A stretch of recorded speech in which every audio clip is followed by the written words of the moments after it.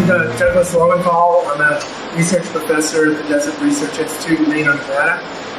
I'm working on a NSF-funded project called Inhibition of Snowfall by Pollution Aerosols. The acronym is ISPA. We've been working on this since 2001.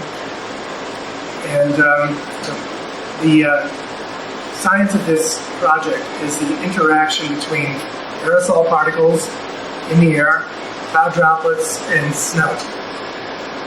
Aerosol particles determine the number of cloud droplets in clouds that you see. Every cloud is composed of lots of microscopic droplets, and every droplet forms on a particle. When you have a lot of pollution particles in the air, the clouds are characterized by more droplets, many more droplets, but they're smaller. Now, when you have a supercooled liquid cloud like we have here in the mountains in winter, snowflakes falling through that cloud can pick up tiny droplets, and the droplets freeze onto the crystals. This process is called riming of droplets onto ice crystals. However, when the droplets get too small, they don't collide with the crystals efficiently. They go around the crystals in the air that goes around, the airflow around the crystals. So we have an inhibition of riming, or picking up of supercooled liquid drops by those crystals.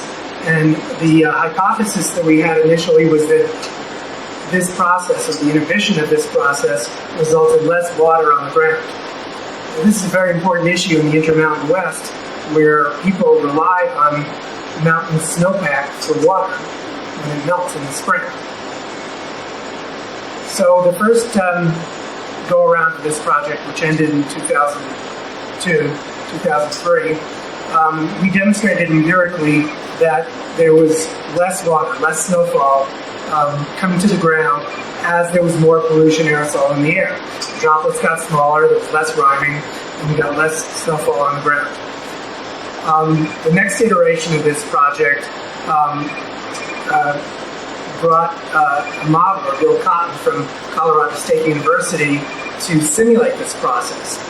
And he did sensitivity studies to demonstrate what was going on here. Low aerosol numbers should give you clean clouds, large droplets, and significant riming. When you increase the number of particles in the model, you should see an inhibition of riming and less snowfall. And what we actually found was that here at Storm Peak Lab, which is on the upwind crest of the park range, when you increase the number of particles, the model tells you, indeed, that there is a suppression of snowfall to the ground. However, these crystals that are not falling to the ground here wind up blowing over the mountain into the next valley, and you get an increase in snowfall in the downwind valley. So the ISPA effect is not just an inhibition of snowfall, but a redistribution of snowfalls between snow basins. And this has important hydrological and demographic implications, because somebody's valley, one person's valley, might be getting less snow because of pollution aerosols, while a person downwind might be getting a little more snow. And basically that's where the modeling stands right now.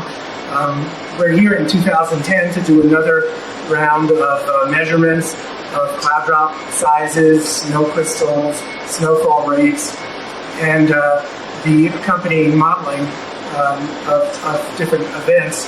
We've expanded the modeling to cover a greater distance from west to east along the park range and for a longer period of time, so we can look at the long-term and large-scale effect of this, the ISPA effect, and also some modeling in southern Colorado where there's different meteorology, different mountains, different mountain shapes that form different types of clouds. There's a lot more water vapor down there because it's closer to the Gulf of Mexico, Gulf of California.